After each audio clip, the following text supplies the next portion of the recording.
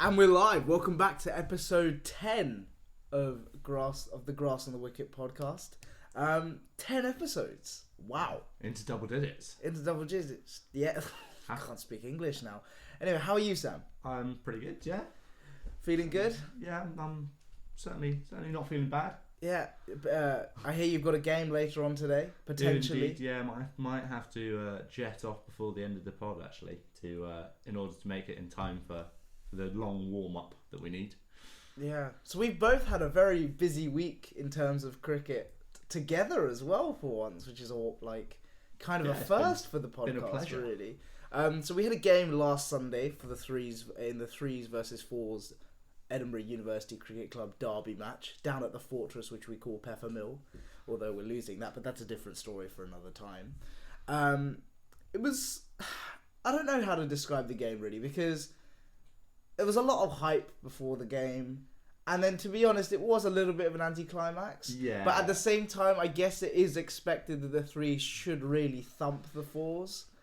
I'd say it was a thumping. Yeah. So to give the scorecard, we decided to bowl first. Yeah. Won the toss. Our captain Hugh won the toss, stuck him in to bat first, and then.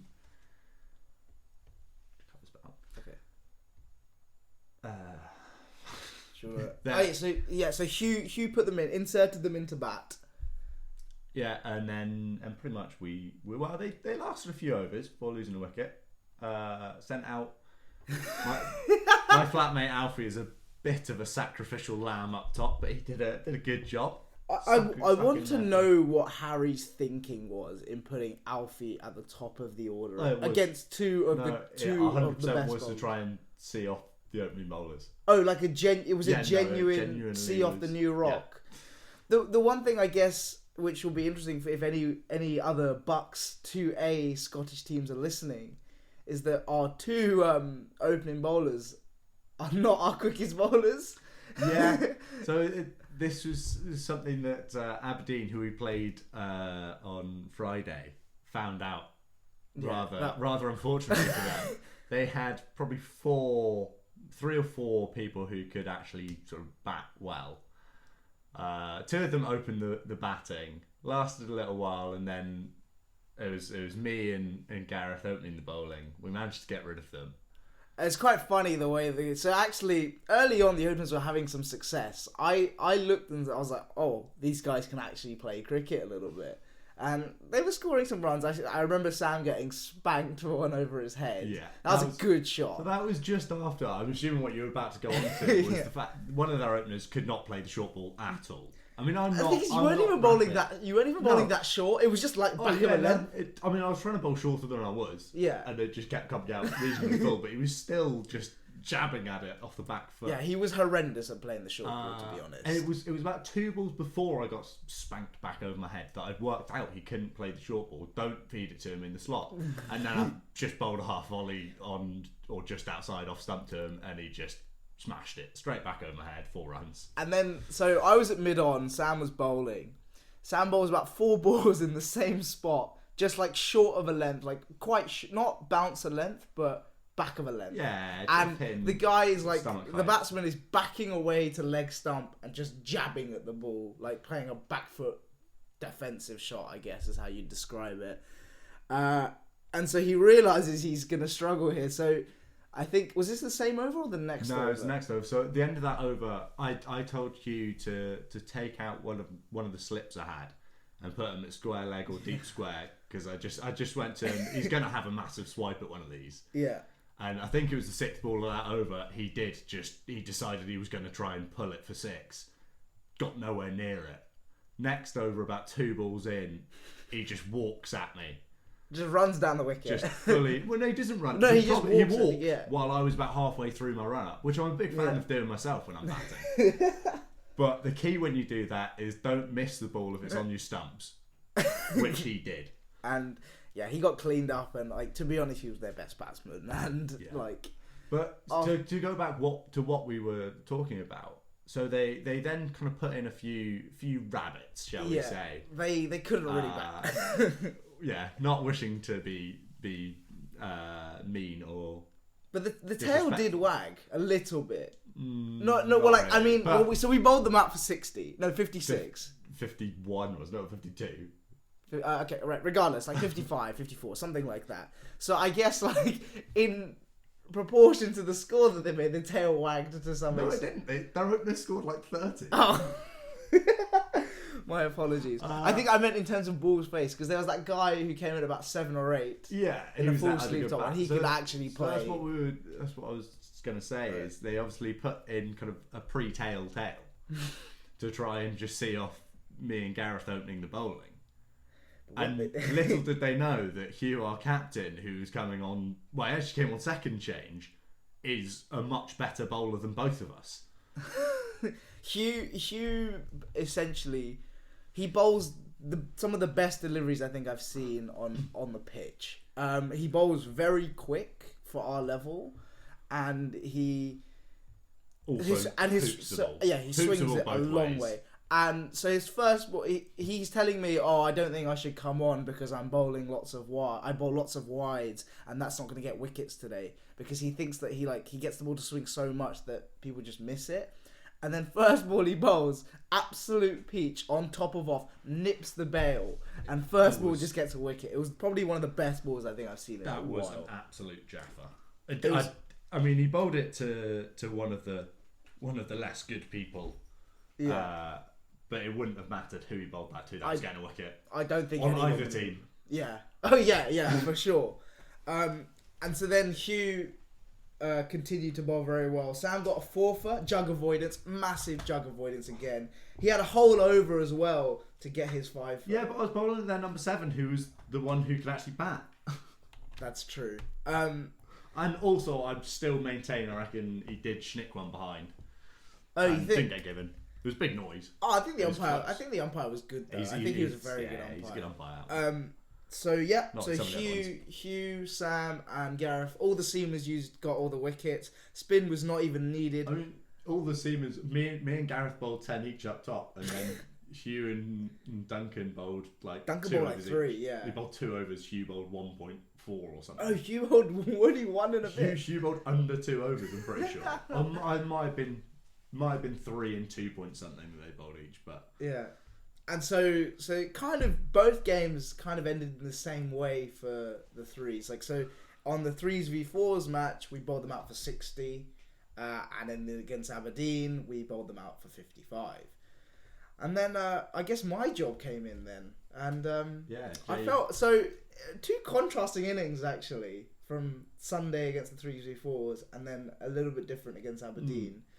Sunday in the Derby match, I got 18 not out, which is a very slow 18 not out. I only hit, I think, 2 boundaries in that. Yeah. I don't know. It was just like because it was the first time I've played on the Peppermill wicket in a while, and I just batted quite slowly. I probably should have attacked a bit more. I just, like, at the same time, I just didn't want to get out to them. Because, like, if I got out to, say, Alex Marciniak or someone like that, I would not hear the rest. I like how you picked the person I got out to. Me and Sam. This is another important point. Sam didn't let. So normally I face first ball. Hang on. Do you mean I didn't let you? Yeah, you were like, no. I want to face first ball because that is not how the conversation went, Jay. No. Right, you tell it your way, and then I'll explain what actually happened. So what happened? I coming into because I'm an opener now because obviously the bowling thing, but I'm gonna have a bowl soon. But that's another time. I'm batting with Sam, opening up. Sam says, I say to Sam, do you want me to face first? Because I do it normally. And then Sam goes, no, I'd like to face first because then I was opening number 1 bowler from in the fielding innings and then batting number 1. So I'll be 1 and 1, and that's very rare on a cricket pitch. When in fact he's probably going to do that on Monday against Dundee, and he could have potentially done it against Aberdeen. So actually the conversation, Jay, was you went, do you want to take first ball or do you want to take first or second? And I was like, I don't really mind. You replied, I also don't really mind. And I'd normally in that situation push the other opener to be like, no, like you choose whichever you prefer. But I seized the opportunity because I don't know how many chances I'm going to get to be 1 and 1. You're going to get it on Monday. I might do. You will, because I'm not playing. So that means you'll be opening with Dom. Dom's not playing either. Oh. Well, regardless, you'll be opening. So yeah, we started off okay. I think we went out there saying to each other, yeah, let's play sensibly and just bat through and see the side without losing. I was determined to get Sam Wicket victory, and then I got out. And then Sam, I think second over, to Nathan, first ball you hit him for 4. No. Someone at the top end you pulled really early on for 4. Marciniak. You were like, oh, sorry, I'm not going to hit it. He banged one in, it was a third of the way down the pitch at that. So I was like, well, this has got to go. To be fair, it never got above my shins, but I managed to pick it up. Do you hit for 6? No. Hit 6. If I'd picked up like a better trajectory, it would have gone for 6 because I murdered it, but I hit it quite flat. Nearly got caught by square leg. Oh, really? Was that flat? Yeah, it wasn't far over Connor's head at square leg. And yeah, did I try and run you out? Apparently it seems like I have a tendency to run. No, to be fair, we ran okay together. Oh yeah, you were very slow. Yeah, concrete legs. But my quads were sore on Sunday. If you ask how I did on Wednesday, I batted very well on Wednesday. So yeah, Sam got LB out, LBW to Alex. Interesting dismissal, but it was out. I had no complaint. It might have been sliding down leg, but I mean, Marciniak thought that it was sliding miles down. Oh really? Yeah. Surprising. Even though he appealed, but fair enough. I think you were batting well. I thought we batted quite well together. I enjoyed it. I enjoyed it as well. But then at the same time, I kind of didn't do anything. Like, I can't remember hitting any boundaries in that innings. Like, I hit one off Matt straight down the ground. That was like the shot of the day for me. Yeah. But Aberdeen was a much better performance from me. You batted very well. Yeah, I was batting well. I got 35 not out again, chasing 55 or 34. I don't know what it was, but I was playing nicely. The opener from the train track end was quite quick. He wasn't slow. He was definitely was a good bowler. And both games I've been hit on the gloves first ball because I'm just not judging the bounce at Peppermill very well. It's been rock solid. Yeah, these pitches are good wickets to bat on. Yeah, so as I said, I got 35 not out, chasing 55 against Aberdeen 2s. Great not. I brought a good nick, to be fair. You look good. And it did help that our other opener, Dom, was he basically just premeditates a defensive shot. He's there before the bowlers bowled it, so he wasn't scoring any runs. Yeah, it was so funny. The way he got out, right, he chips it straight to mid-on. The first attacking shot he plays. And at the end, before that over, he was like, in the mid-over chat, he was like, I think I might start trying to play some attacking shots now. I was like, do I attack? Do I talk? I was like, Dom, just take your time. We're chasing 55. We shouldn't have to worry about this. And then he just it was just such a rubbish shot. He just tried to just spoon it. It went straight to mid-on. Ball didn't swing. Actually, no, I take that back. The opening bowler got it to hoop in loads. I was going to say, I'll be swinging for us. It's my ball shining. It's all part of the skills. I think that's pretty much all from the games. Shall we move on? Yeah. So, luckily enough today, joining us we have Mr. Peter Della Penna. How are you, sir? Never better. Never better. Thank you guys for having me here. Thank you for coming on. Peter writes for ESPNCricinfo predominantly, and he is a keen follower of associate cricket, I believe. It pays the bills. Amazingly. Most people might not believe that, but yes, it does. So let's start off with the Scotland-Afghanistan game from last week. It was unfortunate the second game got rained off. First game. Oh, first one. Yes. My apologies. Nice. Right. Good start. Yeah, that's horrendous. What do you think? How did you find the game? You were obviously at the game. It was just good to see Scotland get a chance to get back out into the field after basically an 11-month layoff in one-day cricket anyway, officially. But they showed again why they're competitive against that stature of team, and now with Test Nation Afghanistan, and they gave them a good fight. And it was a shame they didn't get to see it through to the 50th over that the rain intervened, because even though Afghanistan was in control in the eyes of just about everybody who was there, you never know in the last 5 overs if suddenly a wicket or two falls and a collapse ensues. And Flying overs, anything can happen. Yeah, absolutely. Yeah. I mean, for all its faults, Douglas Lewis does normally give you a pretty good idea of where the game lies, and it was obviously so tight on that. 2 runs in the end. I think I saw if they'd come off an over earlier, then it would have been Scotland's, wouldn't it, on Douglas Lewis? It would have been basically. Afghanistan was always like just a run or two ahead, a couple runs ahead, and anytime it inched close to even, they'd get a boundary, they'd get a tour, and they would inch in front. But it was a case of at any point basically in those last 2 overs, if Scotland had taken a wicket, it would have meant like a 4 or 5 run swing on the calculation at that point. And even up until the final ball, the umpires, it was very, very tense looking at umpire Dharmasena on what was the final delivery, and the rain was getting quite thick at this point, and everybody was wondering, are they gonna come off or not? And Ali Evans was rubbing the ball. He was making a very exaggerated show, like the ball's wet. Matthew Cross is standing behind the sun, going like, "Hey, come on up! Like, what are we waiting for? Like, I think we should go off." And if it was balanced both ways. If Scotland had taken a wicket on that final ball, they would have won the match. And if Afghanistan took a single or 2 off that final ball, it was the 2-run margin which occurred. So I know some Scotland folks were complaining like, "Oh, they should have taken him off," and they kept him on just so Afghanistan could score the winning 2. Well, if they had taken a wicket, it was up for both teams to grab the victory was up for grabs. So it was tense, but Afghanistan came in on top. It's one of those things. I mean, in club cricket, I think it's often a very contentious issue when it's raining as to when you go off.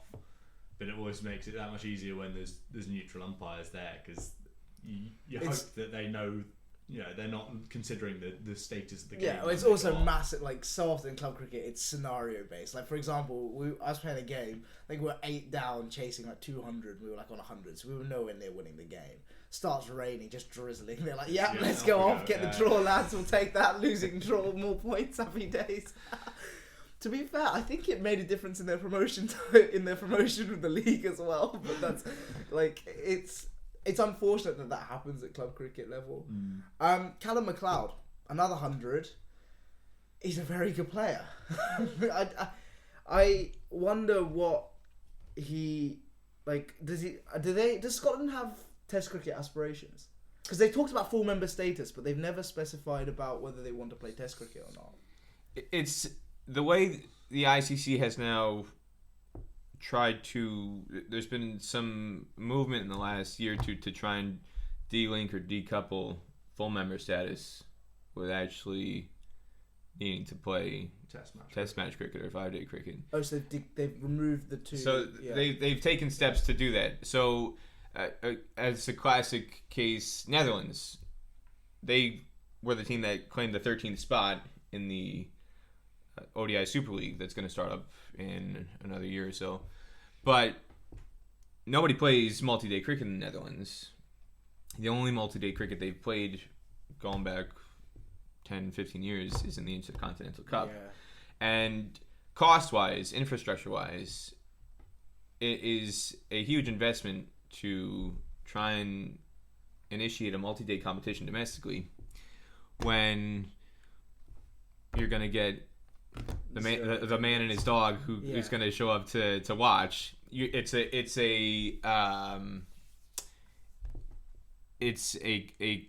just a money eater.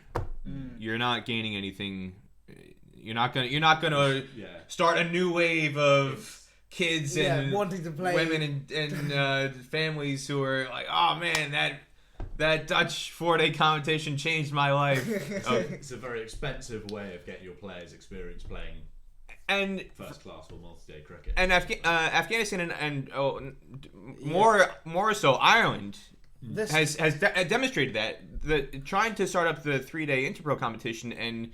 Well, they had to because it automatically got first class status, didn't it? Well, that was part at the time. This was part of you need to, if you want to be a full member Test status country, you need to do that. That's part of the requirement. Staging those matches eats into their money, and their funds. It kills their funds. They can put on a T20 or a one-dayer and have a hope of breaking even or making a little bit of money.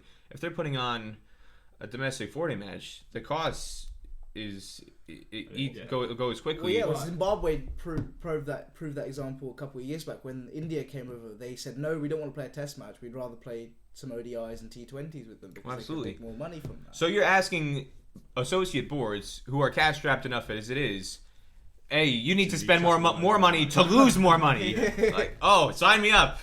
So you've got this catch-22 for some of these countries like Netherlands, Scotland. Scotland has more ambitions, I think, to play multi-day cricket than the Netherlands do.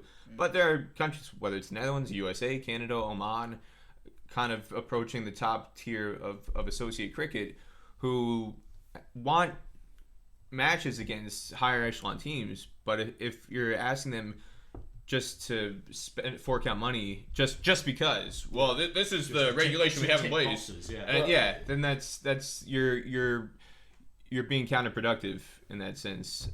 So Scotland does definitely want to become a full member, but the reason I asked that question was I'm looking at that kind of top 5 from Scotland, that I think they're a stronger top 5 than Ireland's top 5 in Test cricket. I feel like this top 5 with Crossy, Carl Kurtzer, Callum McLeod, Richie Berrington, George Munsey, like they seem like a much more well-balanced team. I think that they could actually perform in Test cricket, and I guess because they've been the same kind of players for a while, that they know each other well enough that I think they would be a good side. There's also the case with the Scotland players that they do have some multi-day cricket experience in the form of county cricket. In the case of like Kurtzer and McLeod, they've played quite a few seasons in county cricket and have that experience playing 4-day cricket.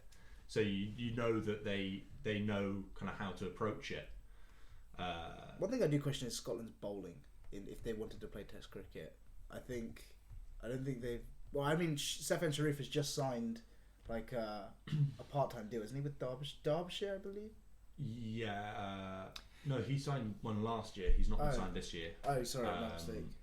Was what picked up deal I think this year? Mark Watt is with Derbyshire now. He was with Lancashire last summer, briefly as part of the Vitality Blast campaign.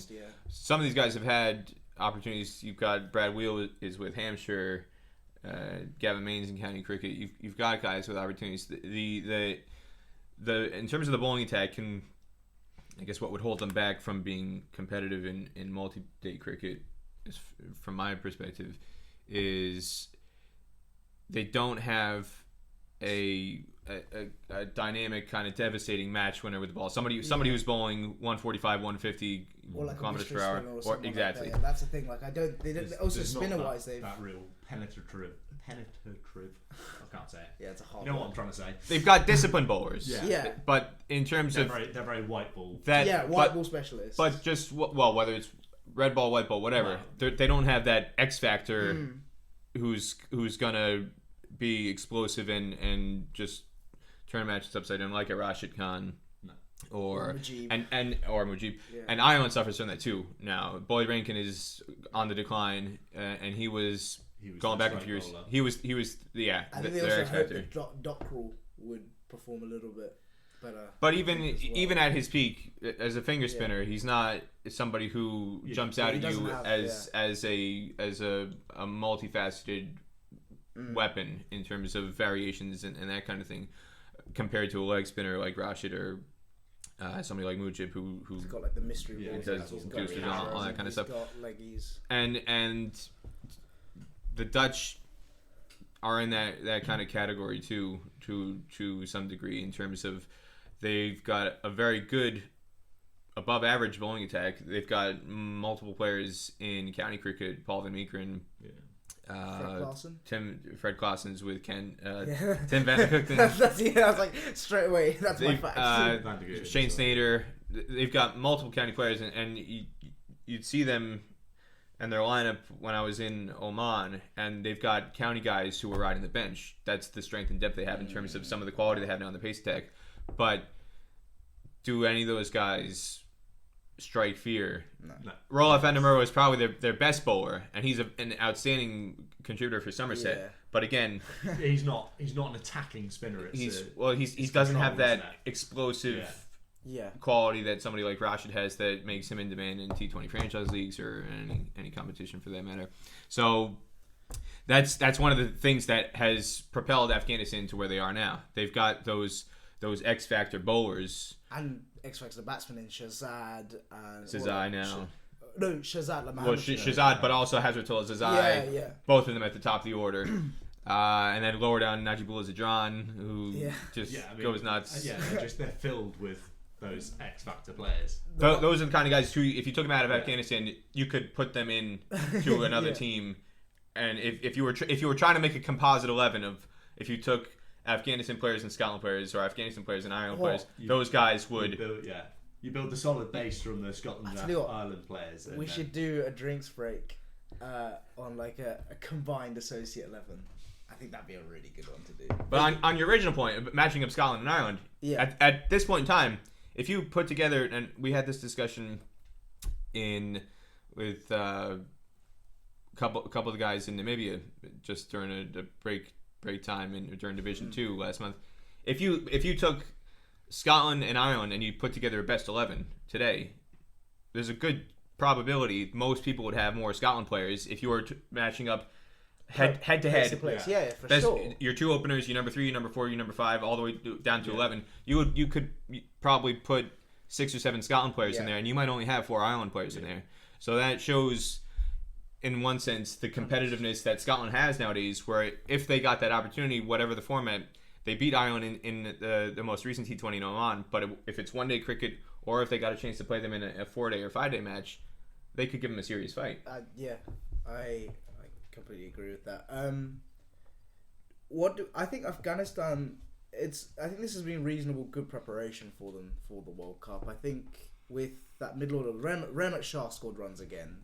For me, I think he's the linchpin to that middle order. He's the kind of guy that will give you that consistency that can kind of, if say Shazad or Zazai doesn't fire early on, there's the possibility. It's providing that consistency that the X Factor players, as we were just discussing, don't necessarily provide. And to think about it, looking at the team, they haven't even Nabi's not back.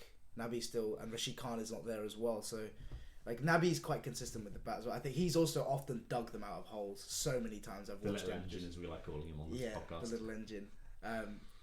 Because I just think he's like such a good cricketer all round, because he can bowl you 10 overs and he can bat and score you 40, 50, 70, something like that, and just get you out of a hole. How did Hamid Hassan bowl? That interests me, because obviously he's not played an ODI for so long. He was the player I was the most keen to perform, or keen to watch. And it was, in some ways, it was, you have a vision in your head of who Hamid Hassan is based on what you've seen. Well, not just the persona, the aesthetics of the headband and the Rambo face paint and all that kind of stuff, but just skill wise, you have this image in your head of what he was at his peak when he was. I mean, the first time I saw him was in 2010, and it was Afghanistan against USA in the T20 World Cup qualifier in Dubai. And in the hotel, in the lead up and the matches leading into it, you saw him using the Premier Inn guest internet computer in the lobby, and it was like, that's Hamid Hassan. Hey, that's the guy who's like, he's bowling like 95 and reverse swinging both ways. Like, oh my god, it's Hamid Hassan.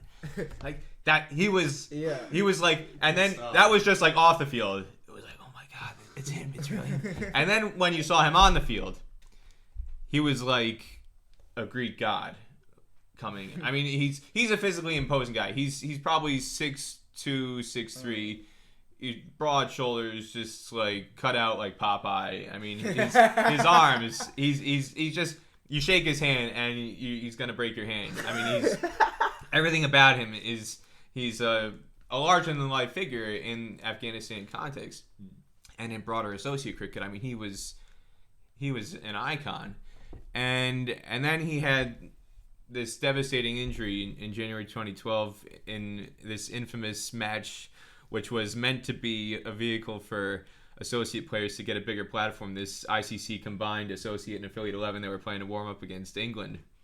And it was at the ICC Academy, and he was chasing a ball that was Alistair Cook hit a straight drive, I believe. And he was chasing it from mid-on, mid-off. And the way the boundaries are configured at the ICC Academy, you've got this like white picket fence. And this is in Dubai. This is in Dubai, just beyond the boundary rope. And he was trying to, he was like in two minds whether to slide, and which would have taken a little bit more energy. And it's a warm-up match. I'll just jump over the picket fence because it's not that high, and it's more there for decoration, just to present this quaint image of bring a bit of the English. Exactly. And so he tried to just casually jump over this picket fence, and he clipped his spikes, and then he went flying, and he basically, on the landing, however he landed, he tore knee ligaments, and his career was wrecked ever after, and he's had a string of injuries ever since then. And so you think of what could have been, and now in 2019, when you see him, it's almost in some ways painful, because he still has. He was off a much shortened run-up, and he's not bowling anywhere near the pace of his peak when he was at 145, 150, and doing all sorts of crazy things. And you worry if he takes a wicket, you don't want him to over-celebrate because he might injure himself, diving on the ground, doing somersault backflips or any of that stuff he also used to do. But having said that, he still offered a even at 70 to 80% of what he was, he still posed some problems for the Scotland batsman, and off a shortened run up, and not really fully bending his back, and in like 6-degree weather and all that. Like it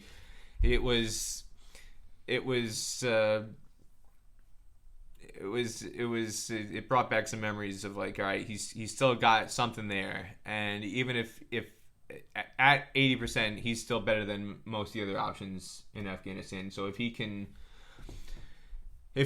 stick it out, and the biggest benefit for Afghanistan in the format of this World Cup is you basically have like 6 or 7 days off in between every single game. So in terms of a fitness issue, you're not trying to put him under pressure by asking him to get back on the field like for 2 matches in 4 days or anything like that. And if he can last through the 6 weeks, well, Afghanistan their chances are improved. But how was Gulbuddin's captaincy? It was. There's in some ways like a lot of one-day matches. There's nothing glamorous. Yeah. It's just formulaic. The match happens. It was just guy I'd imagine to put like 4 slips in at the start of innings or something like that. I would like to see a few more matches to get a better gauge of if he's in a situation where it's 60 for 4, 60 for 5 in the 20th over or whatever. Would he push? Would he keep 2 or 3 2 slips in a gully, or is he doing rote captaincy where it's the 20th over, we need 4 guys on the boundary, and I don't care how many wickets the team is down? We didn't really get a chance to gauge that. But in terms of leading by example, he took 3 wickets, and he showed he's definitely a key contributor. I don't think when he was announced as captain, I think the thing that caught a lot of people off guard is your captain not necessarily has to be like the best player, but somebody who's you want it to be someone who's on the team sheet. Yeah, the first or second name on the team sheet, and he's been in and out of the side. We're looking at like Gulbuddin maybe is like the 8th or 9th name on the team sheet. Like he's generally on the team sheet, but he's not like he was somebody you'd think like for team balance. He's not penned on. He's penciled in. Yeah. Exactly. Well, it's interesting we talk about how it should be the first or second player on the team sheet, because Yaz actually said made the argument that you don't pick your player. Your captain is your best player. You pick him as your captain, which is why he made the rogue statement. There's a difference there, in that if you're picking someone just to be captain, they're going to be in your team, so they almost do then become one of the first names on the team sheet. If you're picking him as a captain, because you're saying he's good enough to be in the team because of his captaincy, compared to picking a player because he's in your team. I mean, to me, they've taken a page out of the West Indies playbook, where it's a couple years ago they picked Darren Ganga as captain when he hadn't played in ages, and Darren Ganga was winning championship after championship, captaining Trinidad and Tobago. So we're gonna make him our test captain, and he came and I think he captained the series in England, and he did nothing with the bat, and pretty soon he was out of the team. And in a similar vein, when Darren Sammy was initially brought in as captain, Darren Sammy, well, we need a captain. We don't need a guy who's scoring runs and taking leads. We just want somebody to do the bowling changes and all that. And if that's what Afghanistan is doing, maybe it might lead to work for them. Is Gulbadine now the test captain as well? Is he all formats captain? No. Not, is he? They've got different captain for each. I know Rashid is the T20 captain. I think Naby's the test captain, isn't he? Naby, the engine. You're putting me on the spot. We can verify that. Do you want to move on to the Euro T20 Slam? Yeah, I've not seen the latest news. Peter, will you be here covering that? I assume. Well, I'm not quite sure, because if I follow the social media feed, I might be taking the train to London to cover the matches, because according to the graphic, the Euro Slam isn't happening in Scotland, Ireland, and Netherlands. It's happening at Big Ben and the Thames. Oh yeah, I saw that. They got that right in the end. But for all the attention that's been paid to the 100, because the 100 one was and everybody's piling on to the 100 and getting the pitchforks out and going nuts about all the calamities that the 100 campaign, the launch campaign, has had. It's done a great service to the Euroslam by detracting, taking away some of the attention from that. Part of that for me, I mean, I've ripped into the 100 a lot. But it's like they've spent so much money on it, you don't expect them to muck anything up. You see, the club released it before them as well. No. The club that was meant to was the promotion club, Stoke Newington Cricket Club. They released the tweet before the official 100 tweet. Go back. I've just checked. The Afghan Test captain is Rahmat Shah. I was going to say I thought it could be. But, yeah. 3 different captains now. And that just underscores his anonymity. Right? You've got all these X factors in the team. He's the staple in the middle order of the Monday team, and he's so anonymous. Nobody, at least at this table, remember that he was named test captain. So the 6 teams: Glasgow, Edinburgh. Do you know the names? Isn't it the Edinburgh Rocks? The Rocks. It's so we were talking about this. I said this is a really good idea. So when the next intake of, I guess, freshers come to the university, it could be good to go to a game as a club and watch. Or as someone suggested, do a tour of Holland and go down in the Netherlands. For me, if you're gonna go for one of these new T20 league concepts, which are now a dime a dozen around the world. Everyone has one, don't they? There now has the uniqueness has basically gone away, and to try and name these franchises, the Rocks and the Giants and the Rhinos or whatever. If you really want to grab some attention, why not just go all out and go for something as absurd as you possibly can, such as the Edinburgh neon blue Smurfs, or something to that effect, where There's no such thing as bad publicity. Just make it psychedelic. Like, yeah, exactly. Like, just like make them play in like neon blue or neon pink or like something. tie-dye. Yeah. Oh, that would be such a good piece of kit, I reckon. Like Canterbury kit tie-dye. but just embrace the absurdity of the overkill of some of these leagues, and instead of naming your team the Edinburgh Rocks or the if like the Belfast Super Giants or the Dublin Rising what Rising that's the other thing. Just obviously rip off IPL names as well. Which some of these leagues have done, right? Amsterdam Kings and Rotterdam Rhinos. Just go for something completely off the wall, and then people will actually remember your league. Yeah. Instead of getting the league teams' names confused in the haze of Shane Watson putting on a Chennai shirt and then taking it off and putting on... Oh, sorry. taking it off and putting on somebody else's shirt and then taking it on... Because I don't even think some of these players remember who they play for. Yeah, it'd be great to ask someone like Dwayne Bravo to name all the franchises he's played for. Oh, they'd forget half of them. Yeah, 100%. They'd forget one, I reckon. But they would remember the Edinburgh Neon Blue Smurfs. Yes, you would remember that. You're not wrong. So the format, do you know the format for the league? Like, is it round robin kind of tournament and then a quarter, semi? I believe it's double round robin. So the 6 teams you'd play 5 home and 5 away.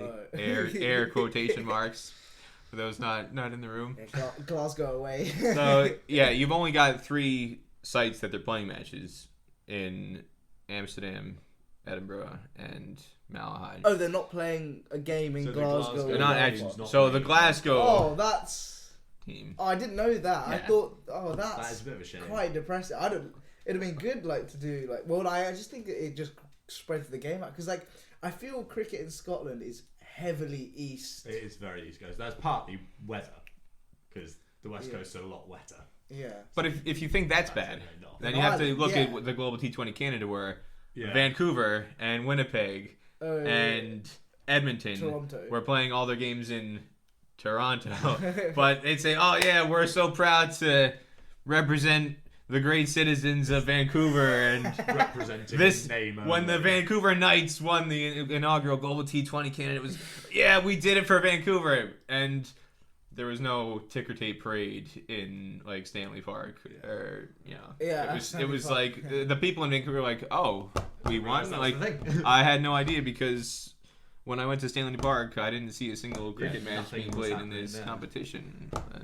They are doing a draft. I don't exactly know. As an American, you know more about drafts than we do. Yes. How does a draft work? Very, very big assumption. Yeah. He knows 100% more than I do. Well, I know something. Yeah, exactly. I know nothing. In the traditional American sports format for a draft, you would have the team who finishes worst the previous season. They get the first crack. They get the first pick. Okay. And it would just go through until the team who wins the title picks last. Yeah. Round by round. And they just pick a player. And that's they pick one player each, and that's that place in the round. So if you pick first or pick last, that's consistent for every round. So if you have a 7-round draft like the NFL, the worst team in the NFL picks first in round 1, round 2, every round, unless they've traded away their draft pick for a player or some other thing. Okay. How these T20 league drafts have been concocted is they will assign a draft slot for the first round, say, and then they will scramble the order round by round by round by round. So I think that's fair. If Edinburgh picks first in round 1, they might pick 4th in round 2 or 2nd in round 3, and they randomize because especially for the inaugural year, there's no standings to go off of to say Edinburgh lost every single match last year and they're garbage, and we need to give them every helping hand we can to like lift them back up to produce some parity. When is the draft being done? No. Okay. I don't even know if they've announced a date. To be honest, the information is trickling. I mean, they're going to select 42 international players in total to make the league competitive. How many overseas. And then do you question do English county players or English players count as overseas? Anything players? that's not a local player, and that's for the specific franchises too, is what I've been under the understanding. So for the Scottish franchises, they have to have Scottish players. Well, if they pick, now you're gonna have Dutch players and Irish players in the league too. But if they were to pick, if the Edinburgh Rocks would have picked Kevin O'Brien, if he's not assigned as an icon player, he would be considered overseas for Scotland purposes, just like any English player or South African or West Indian, whatever. So it could produce some fairly that'd be quirky combinations. Yeah, like imagine like if they. I wonder what would happen if they if say for example Edinburgh picked Kevin O'Brien goes back to Dublin and he's got this traitor. Yeah, he's proudly holding up the Scotland flag. He gets the Philippe Coutinho or the Antoine Griezmann treatment going back for his last match. Traitor, like you betrayed Atletico, traitor. We could see that. Now that would be spicy. Yeah, that'd get some headlines, wouldn't it? It would. I think we should briefly touch on the Scottish regional cricket that's been happening, and I guess mention Rory Johnston, who plays for Edinburgh University Cricket First 11. Following his first 2 games for the university, he got first ball ducks both times, opening the batting, and then he's probably the best batsman in the club. He is right? the best batsman in the club, yeah. So and then just goes and bangs out a ton for the Cali Highlanders in the regional Pro 40 stuff. Nice against the Western Warriors. Yeah. I think he would get. Do you think he would get picked for this T20 Slam? I think he probably will. Well, he's in and around the Scotland squad at the moment. Like he's the top end of Scotland A right now. Is he? Okay. I think. Yeah. From what? That kind of fringe player probably would potentially has a chance squad because according to the composition of the 11 itself, you can only have 5 overseas. Yeah. So you're guaranteed 6 Scotland players in the 11. So times 2 teams, Glasgow and Edinburgh, you've got at least 12 players who are guaranteed to play. Yeah. So you're essentially looking at Scotland's starting 11. Scotland's entire squad, I would say. And then plus in another terms of 6 or 8 players. Yeah, in terms of the squads, you'll then have a few more kicking around to make up the numbers of local players in case of injury, won't you? So probably looking at could open some doors for guys, and that kind of touching on the fringe of the breaking into like a 15-man Scotland squad or guys 17, 18, 19, 20. Yeah. Especially if they're a T20 specialist. Like George Munsey, for example, could be in high demand. Yeah. Even though he wouldn't necessarily be the first player on the team sheet for Scotland in ODI cricket, he could fetch the highest price in T20s because he's just a monster in T20 cricket. And that'll be a gauge of how much these team owners, again, the league is currently owned by just one person, and who's it owned? It's GS Holdings is the party, and they're the same people who are in charge of the Global T20 Canada. So like if whoever's running the teams, it'll be fascinating for me to see who actually pays attention. Are they actually just plucking names out of thin air based on who? This guy. Sorry, my dad. Apologies. This guy. Hi, Dad. I'm gonna turn that off. This guy sounds nice. Ooh, I like his name. I'm picking. Or we're picking George Munsey because we've actually done some research.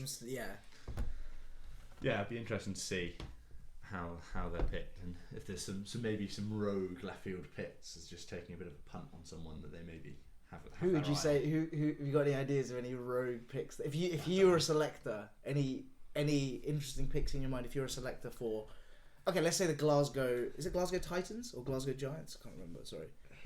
The Glasgow Neon Blue Smurfs. It's still available. The green Smurfs. It's up for grabs. If you're a selector, who would be your first 3 players on the team sheet, or like in the squad that you would ask? I think somebody who potentially could fetch greater interest for this competition than they do normally is Craig Wallace. Somebody who's, again, in that almost Goulburn and Nave mold, not somebody who you would characterize as first name on the team sheet by any stretch. Yeah. But he's got the unorthodox wackiness with switch hits and reverse sweeps and scoops and ramps that are T20 savvy shots that if that's the kind of person you want at the top of the order as a finisher. He could get a higher price tag in this competition than he would perhaps elsewhere, which could be, and again, something like Muncie interesting to keep an eye on. Sam, any ideas? I don't really know, to be fair. I mean, obviously Munsey's been mentioned. I think will be in much higher demand than he maybe would otherwise be.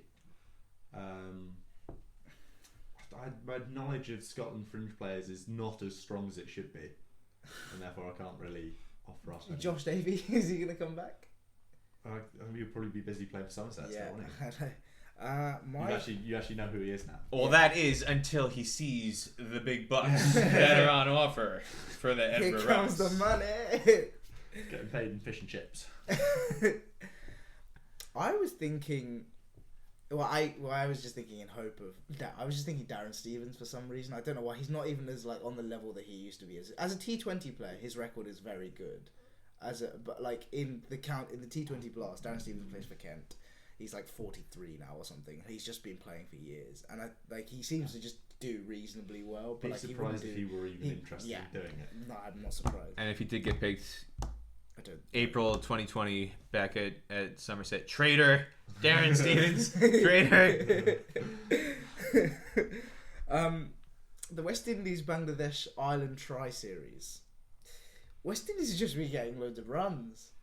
I wonder whether this is a good preparation for them. I mean, Bangladesh won the tournament. It's good confidence for them at the very least. Yeah, Sunil Lambaris is getting runs. Shai Hope just getting runs for fun. I think he got 2 tons in the entire tournament, I think. What was that day? They made like 300 for none. I remember checking the scorecard. Yeah. It was 300 for none. Ticking off record. They were going up the list on the partnership list. It was, I was utterly. I got the score 365. They got on for the first wicket. Lost their first wicket in the 48th over. Was that Shai Hope and Sunil Lambaris, or was that John Campbell and Shai Hope? I think. How do you think that's good preparation for them for the World Cup, or like do you think it's just a waste of time? I don't think it's a waste of time. I think for my kind of lens, I was looking at it more of Chris Gale and Andre Russell and those guys are coming back into the team, and John Campbell, Sonny Ambrose are opportunities are going to be limited. What was encouraging, I guess, to see is that Gale's going to retire after the World Cup. Russell he's not that old, but he's had some injuries that have slowed him down, and you wonder in terms of the wear and tear how long he can last being on the T20 carousel. Yeah. Also his mindset, like for me, he doesn't sometimes want to play for the West Indies. Yeah. He's more likely to try and prolong how long he can play in those T20 leagues than he is to try and prolong his West Indies career, isn't he? So in terms of after the World Cup, like going forward towards 2023, it's the West Indies team isn't gonna cave in on itself and just spontaneously combust. They've got guys who are capable of scoring runs. Like Chris Gale retiring is not gonna be the end of the world, and it's good to know that if he does get injured or if there's an injury that happens in the World Cup, they've got depth. They can take comfort in the fact that we've got some options. Whereas if Chris Gale doesn't score like a double 100 every match, we've got no chance. Yeah. And Bangladesh looked quite good, I think, as a side. I think the one thing I query is their seam attack, because I think after Mustafizur came on the scene, he was a revelation at the time. He's kind of died down a little bit, and they just X factor wise, I guess we're talking about these X factor players. I don't see Bangladesh with a seam attack, with an X factor seamer. But then at the same time, you can argue that their spinners are their specialists, and especially on these dry pitches that will be there at the World Cup, like Shakib, Mehedi, these kind of bowlers will be quite handy. What do you think? I think you can also get away a little bit, especially if they're going to be reasonably flat decks. You can maybe get away without having that X factor in your bowling attack, as long as you can back it up enough with your batting. You can contain teams to a chaseable die. It's the England method, essentially. You contain teams to a target that's chaseable for your batting lineup. Well, that's what it's turned into, for better or worse, in one-day cricket. I honestly don't think any bowling attack is going to matter in terms of overs 5 through 45. What's going to determine a team who wins the World Cup is taking wickets in the first new ball wickets, but more importantly, death bowling, because if you've got a rampaging batting lineup like England who doesn't blink at chasing 380, like can you get 30 singles in 30 balls as a bowling unit and be happy with that in the last 5 overs and not give up 4 after 4 and 6 after 6, and you land your Yorkers and you can, a Yorker dugout to point or whatever. Ooh, like that's a victory. It was a single. Yeah, it's one of those things that's changed a lot. I think for me, like since 2015 World Cup, is the increase in sort of periods where teams will go at like 15 or 18 and over. Yeah. Whereas in the past, 12s would be as much as any team would reasonably ever expect to go for any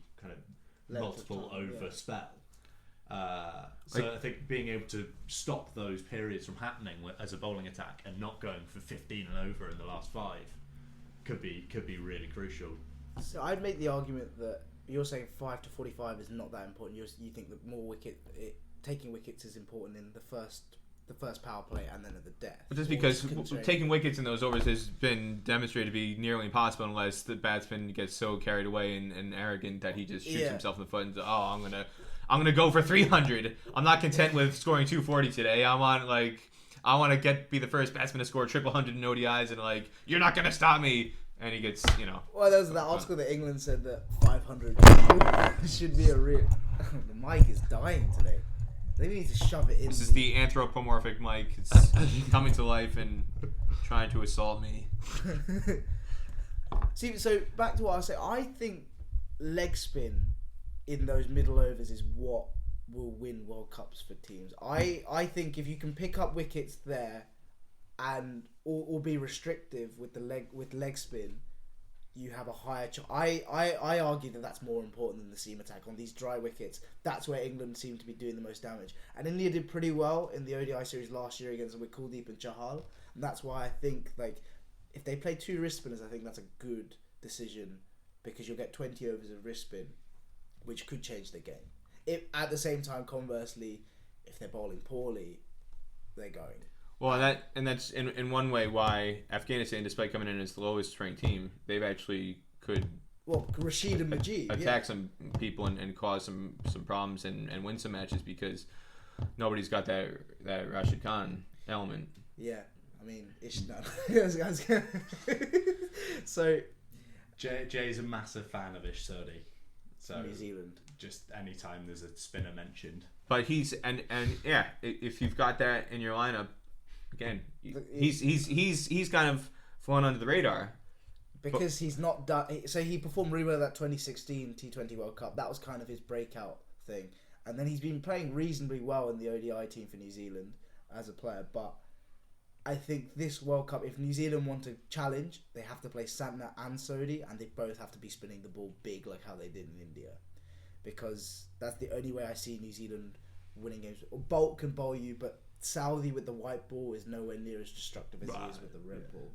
And as we discussed, it's kind of the first 5 or 10 overs is when the ball is swinging, that's their chance, and that's not that long a chance to have to really have a big impact. And I guess on the game. having the better leg spinners can help you determine or kind of make a decision on the game or kind of affect the game more.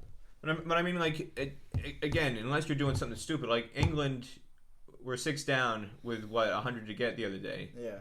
And they walked to victory. It's we don't care if we're 6 wickets down because Ben Stokes is in and the pitch is doing nothing. They have the depth. England have the depth. Right. They bat till 9 or 10. So unless you have that death bowler who is building the pressure, because now if you take a match like that or a lot of other recent examples, 70 off 40 or 70 off 30. Yeah. It's who cares? We can do that. We can score 12 and over, or 13 or 14 and over in the last 5, and you get into T20 mode in the last 5 overs of a chase where Andre Russell can hit 30 and over. Who cares? 70 off 30, that's nothing. Yeah. Or going back to the point earlier, if you can, instead of giving up 70 off 30 balls, if you're a bowler and you're content with conceding 30 singles off the last 5 overs, that can win you a match. Yeah.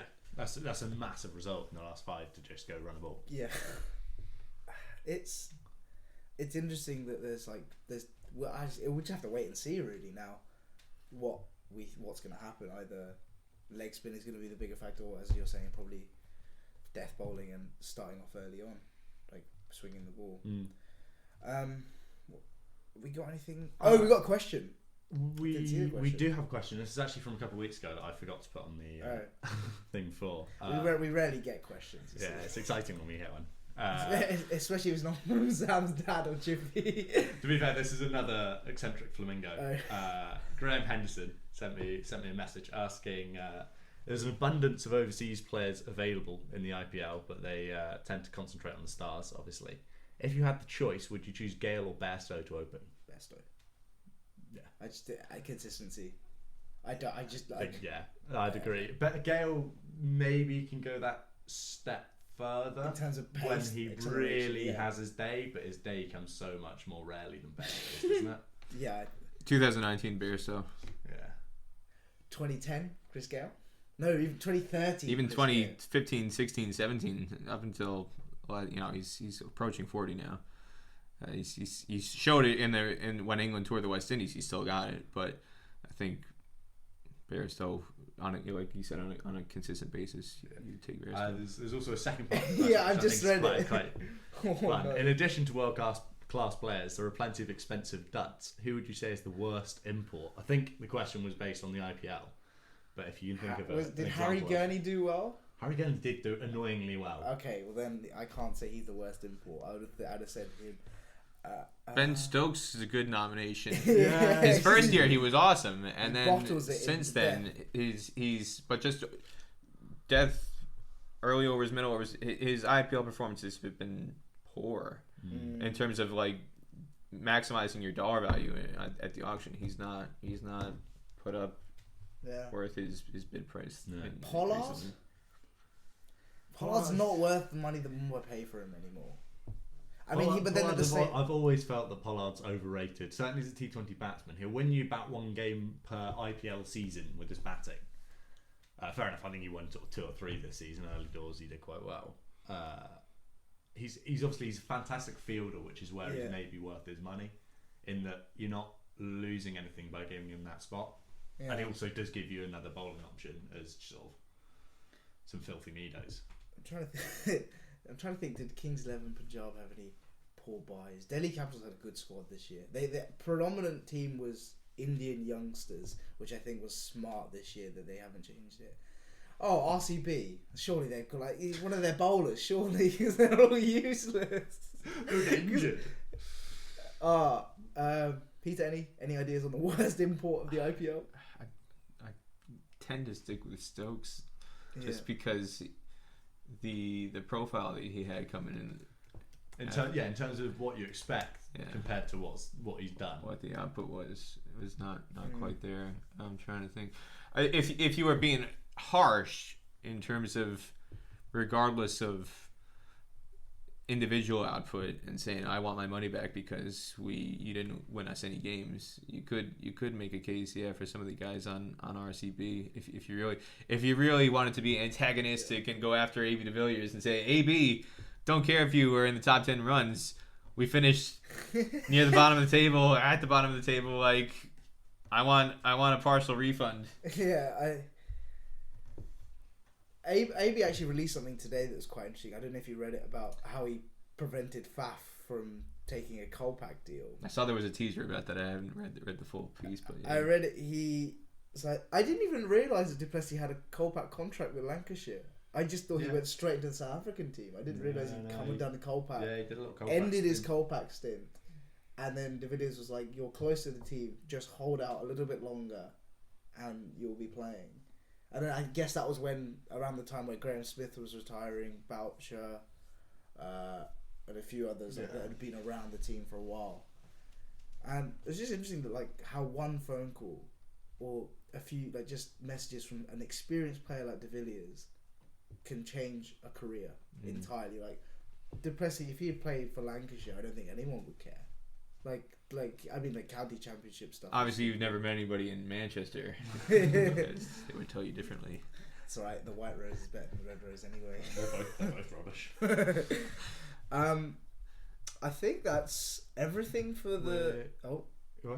Was that everything for the podcast for today? Have we got anything else Pretty we much. cover?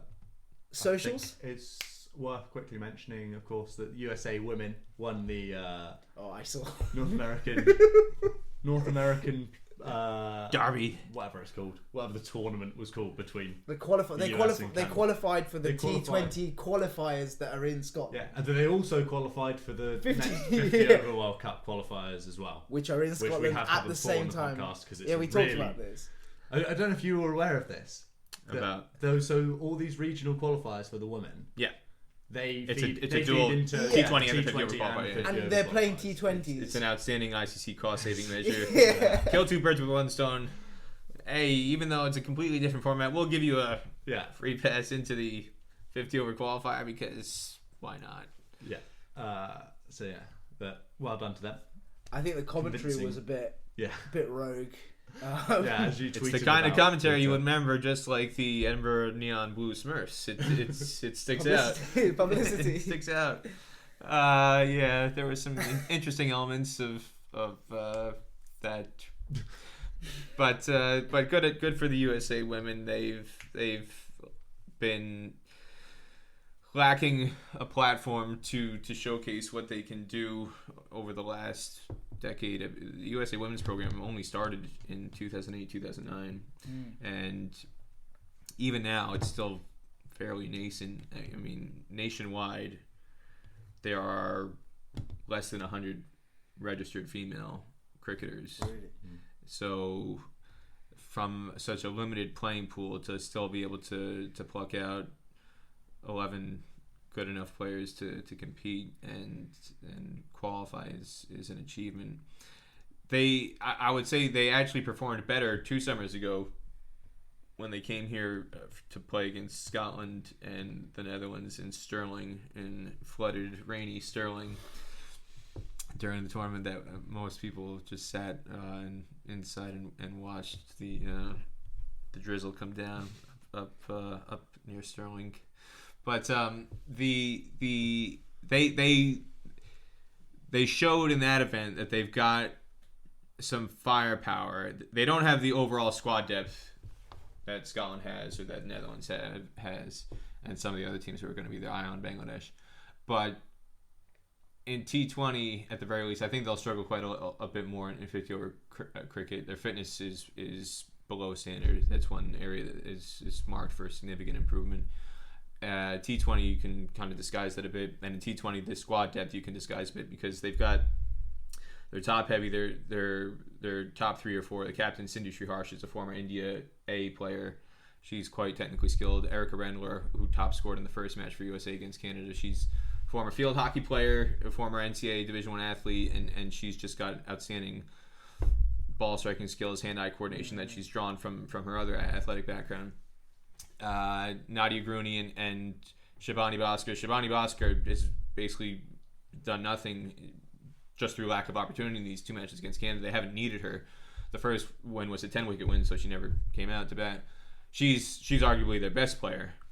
She's kind of traveled the world playing cricket. Her father or one of her parents is a diplomat, so she's been stationed around the world in various U.S. embassies growing up.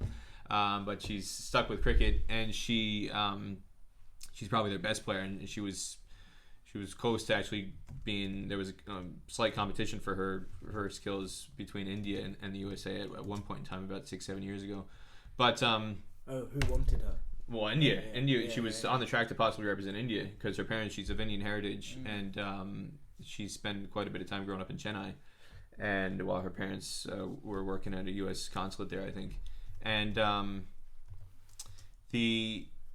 but those 4 are their key batters, and if you were to get them out, the depth isn't really there. 1 to 11, and if one of them gets hot, you could take down a higher ranked team. But when you only have a playing pool of 100 or less than 100 players to pick from, you're not getting outstanding quality all the way through, and that would be the only thing that would hold them back from really making a dent in the qualifying Scotland later this summer. Yeah, be interesting to see how they go. I think on that note, we will probably wrap this podcast up. Sam, head off soon. Socials. Socials, so we're on Twitter @GrassWicket, we're on Facebook, Grass and Wicket Podcast, we're on YouTube, we're on Spotify, we're on Stitcher, we're on Podbean.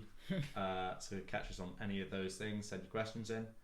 Peter, would you like to plug anything in particular? I'd like to thank you guys for your generosity in having me out here. Thank you. On a toasty, balmy morning in Edinburgh. Everybody's in for a treat come August 31st for the Euro T20 Slam. Get out the sunscreen.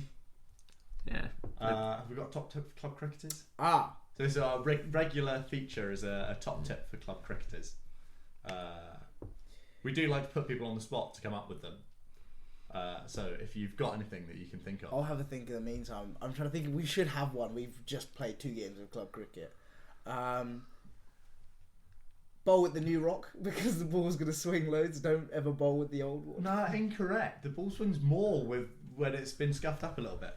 I think actually, what we've learned is from our captain Hugh is don't bowl with the new ball, even if you're a brilliant seamer. Bowl with the slightly older one, it'll swing more. And you get to bowl on tech. My top tip is don't use zinc cream just because it looks cool on the South African or Australian players when they take the field with it, because the truth is, if you put zinc cream on your nose or your cheeks like Michael Hussey, it doesn't come off for a good 24 hours. Oh, really? Even if you shower? Unless you take like a Brillo pad and start like scrubbing your face abrasively. So if you're content with looking like a buffoon at the end of the day's cricket, by all means put on the zinc cream, but otherwise I would not recommend it. I learned that the hard way. I think that's probably the most useful top tip we've ever had. It's by far the best one we've had. So there you go. Don't use zinc cream unless you're happy wearing it for the next day and a half. Yeah. Thanks very much for listening, and we'll see you soon. Cheers.